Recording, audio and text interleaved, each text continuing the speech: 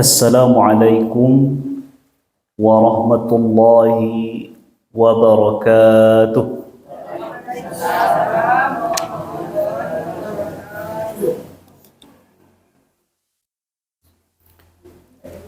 Alhamdulillah.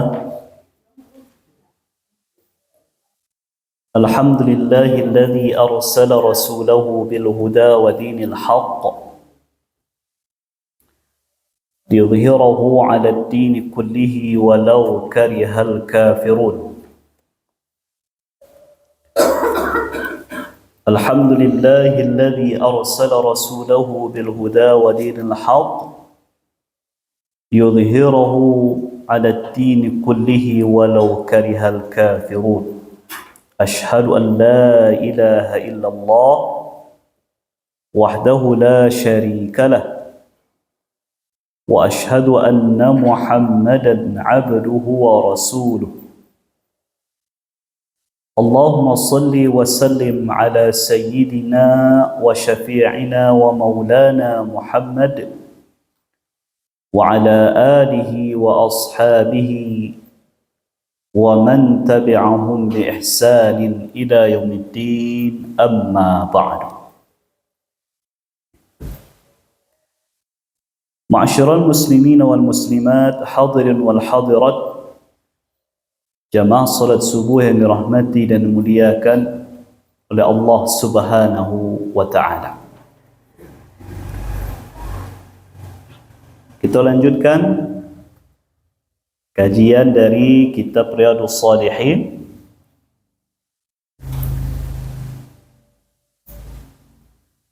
Subuh hari kini kita membahas bab tentang an-nahyi an izhari syamatati bil muslim. Larangan memperlihatkan kegembiraan atas kesusahan yang menimpa sesama muslim. Imam An-Nawawi mendasarkan kajian tentang bab ko kepada dua potongan ayat dan satu buah hadis. Yang pertama firman Allah Subhanahu wa taala, qala Allah taala, innamal mu'minuna ikhwah. Sesungguhnya orang-orang mukmin itu adalah orang yang bersaudara. Wa qala ta'ala, innal ladzina yuhibbuna an tashi'al fahishatu fil ladzina amanu lahum 'adzabun alimun fid dunya wal akhirah.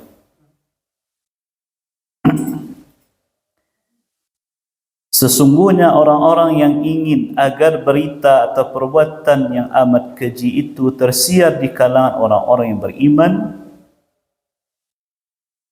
bagi mereka azab yang pedih di dunia dan di akhirat. Kemudian satu buah hadis, wa an Wathilah bin al-Asqa'i radhiyallahu anhu qala qala Rasulullah sallallahu alaihi wasallam, la tudhhir asy-syamatata li akhika fayarhamuhu Allah wa yabtalik. Rawahu at-Tirmidzi wa qala haditsun hasan. Dari Wathilah bin al-Asqa', semoga Allah meridai beliau, berkata, Rasulullah sallallahu alaihi wasallam bersabda, janganlah kamu memperlihatkan kegembiraan atau kesusahan yang menimpa saudaramu. Bila tidak, maka Allah akan mengasihani saudaramu itu dan akan memberikan cobaan kepadamu. Hadis diriwayatkan oleh Imam At-Tirmidzi dan beliau berkata hadis ini adalah hadis yang hasan. Bapak-bapak dan ibu-ibu, masih dalam bahasan hal-hal yang dilarang oleh Allah Subhanahu wa taala kita melakukannya, terutama hal-hal atau perkara-perkara yang bisa merusak persaudaraan seorang mukmin dengan mukmin yang lain. Makanya daerah Bapak Ibu, Imam Nawawi mendasarkan kajian babko dengan menukilkan satu firman Allah dalam surat Al-Hujurat ayat 10, innamal mu'minuna ikhwah. Berulang-ulang ikut ayat menjadi dasar mengingatkan awak bahwasanya kita orang beriman ko orang yang badun sana. Normalnya orang yang bersaudara atau orang yang diikat dengan tali ukhuwah tadi, makanya akan berusaha tidak menyakiti orang yang menjadi saudaranya itu. Nah, salah satu yang bisa merusak yang namanya persaudaraan tadi itu yang disebut dengan asyamatah.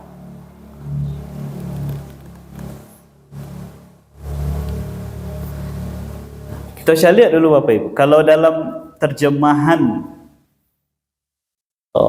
terjemahan buku yang ibu-ibu pacik, syamatah ko maksudnya di situ memperlihatkan kegembiraan atas kesusahan yang menimpa sesama muslim.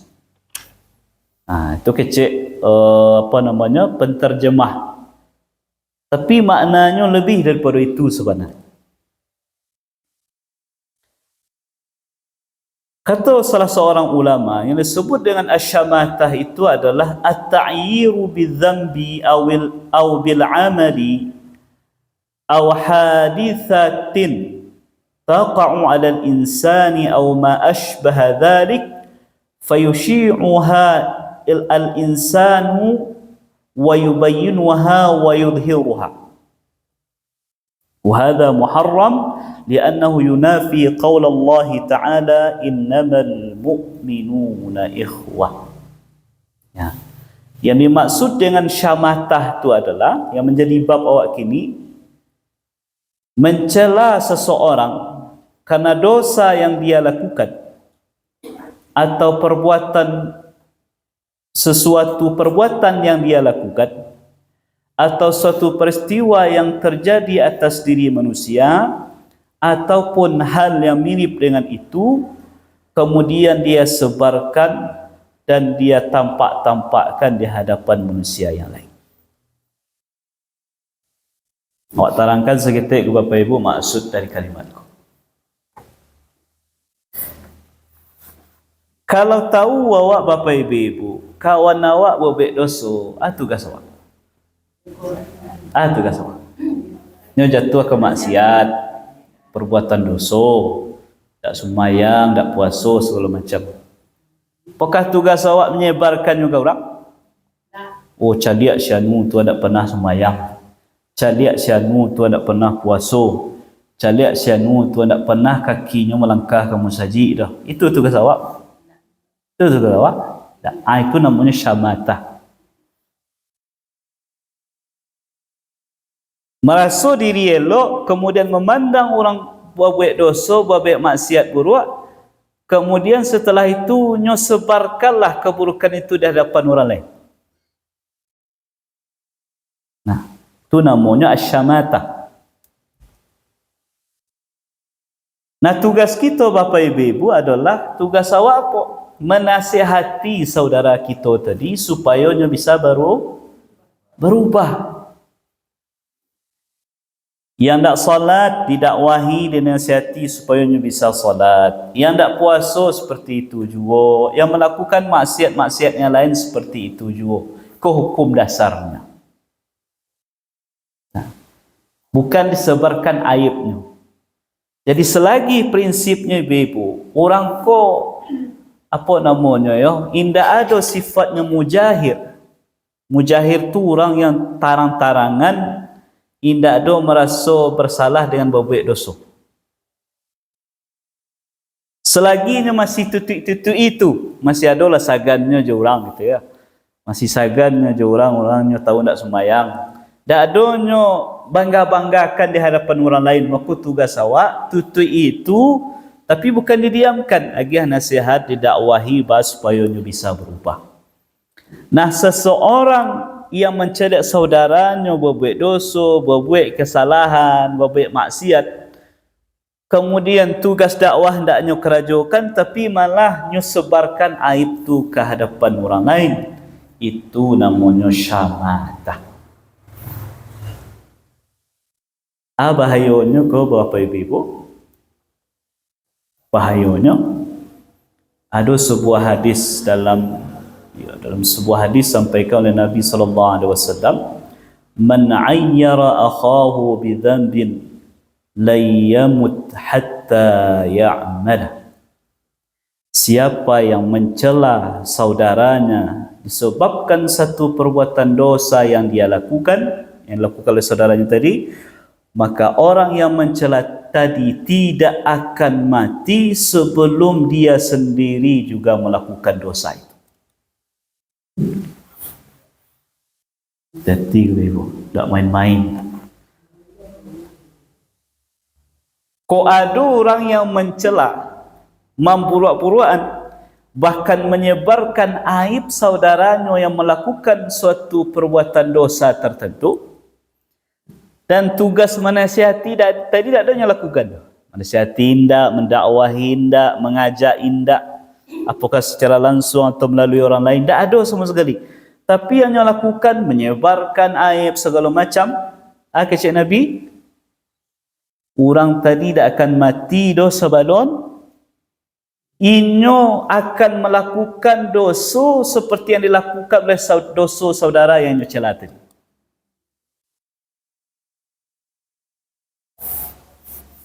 Bahaya nak kau? Bahaya nak? Nah, itu yang dikatakan oleh Nabi, la tuzhiru syamatata li akhika fayarhamuhu Allahu wa yabtalika. Jangan engkau tampakkan syamatah. Syamatah tadi, mencela orang buat dosa tadi tanpa pernah menasihatinya, mendakwahnya. Li akhika, terhadap saudaramu, karena mungkin saja kelak Allah akan berikan rahmat kepada dia dan dia Allah akan menguji. Artinya apa? Bisa jadi orang tadinya dapat hidayah, berubahnya dari maksiat menjadi taat, sedangkan awak yang selama kau menganggap diri kita elok, kemudian mencela orang, Allah uji dengan dosa saudara kita tadi yang kita cela tadi.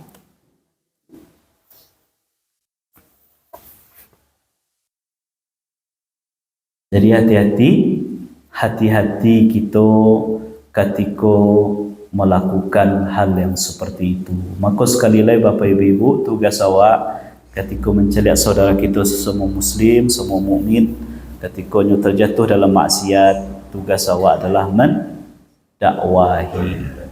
Kalau istilah orangnya merangkul bukan memukul. Merangkul bukan memukul. Yang namanya dakwah itu kan mengajak. Kalau Cik Ustaz Abdul Somad tu beliau menukil di dalam kitab Lisanul Arab, kata dakwah itu pada dasarnya punya makna salah satunya adalah ad-da'watu ila ta'am, mengajak orang makan. Ibu-ibu kalau mengajak orang makan, mau undang orang makan ke rumah, le pernah berang-berang tak? Le pernah berang-berang? Atau orang lah datang ke rumah awak, undang orang lah datang orang ke rumah awak, kemudian lah terhidang makanan. Cara kita mempersilakannya dengan kalimat yang selembut mungkin, dengan sikap yang sebaik mungkin. Kamu itu? Nah, silakan mak, silakan tek, dah terhidang. Cubalah sabar itu. Kamu itu? Makan lalai ko sambal lah terhidang nasi langit. Kamu itu jawab? Itulah kira-kira makna dakwah itu ya, mengajak orang dengan penuh kelembutan dengan cara yang terbaik. Wad'u ila sabili rabbika bil hikmati wal mau'izatil hasanah wajadilhum billati hiya ahsan. Serulah, ajaklah orang lain menuju jalan Tuhan dengan hikmah, dengan nasihat-nasihat yang baik. Kalaupun terpaksa berdebat dengan cara yang terbaik. Nah, Bapak dan Ibu-ibu, jamaah yang dirahmati dan dimuliakan oleh Allah Subhanahu wa taala. Ada seorang yang bertanya ke ulama, "Wahai Syekh, Pak, kau ada orang yang dulu rajin melakukan satu ibadah tertentu, tetapi setelah itu indahnya lakukan. Contoh, dulu rajin baca Quran, tapi kinilah malas-malas baca Quran. Apa penyebabnya itu?" Maka Syekh tadi menjawab, Bapak Ibu, yang pertama penyebabnya adalah jarang atau tidak pernah minta doa kepada Allah supaya diistiqomahkan. Jadi merasa yakin dengan diri. Awak lah orang elok, kau akan tarikh menjadi elok. Tak pernah berdoa, Ya Allah jadikan kami orang yang istiqamah. Makanya ibu-ibu jawab kami, tiap semayang gitu, wajib itu dibaca. Kerana bahagian dari surah Al-Fatihah, yaitu sebuah ayat yang berbunyi, Ihdinas siratal mustaqim. Tiap sebentar awak minta hidayah. Tak tunjuk itaru, tak tunjuk itaru. Jadi kalau awaklah rajin kini hadir dalam pengajian, doa taruh kepada Allah supaya diistiqomahkan sampai mati. Kalau awaklah rajin kini baca Quran, menghafal Quran lalu usaha kita, maka doa kepada Allah supaya diistiqomahkan taruh. Kemudian yang kedua adalah penyebabnya karena mungkinnya pernah menganggap remeh, mencela orang yang tak melakukan ibadah seperti yang dia lakukan. Orang yang lah rajin salat jamaah, nyeceliak orang jarang ke surau, hanya anggap rendah. Syamatah tadi. Tak pernah diajak, tak pernah didawahi, tapi malah dianggap rendah. Nyolah rajin baca Quran, nyolah rajin ibadah tertentu, nyeceliak orang lain tak pernah atau jarang melakukan, anggap rendah. Walaupun dengan lisannya tak sampaikan, tapi tersimpan dalam hati itu secara berulang-ulang. Maka itulah salah satu penyebabnya orang yang dulu rajin melakukan satu ibadah tertentu, kemudian inyo bisa tidak melakukannya lain. Salah satunya disebabkan dua faktor tadi. Makanya ibu, ketika kita lah, alhamdulillah lah, melakukan suatu perbuatan kebaikan lah menjadi kebiasaan dia. Awak kini jangan lupa dua hal tadi. Jangan lupa berdoa kepada Allah supaya diistiqamahkan. Kemudian yang kedua, jangan sampai menganggap remeh orang yang alun seperti awak.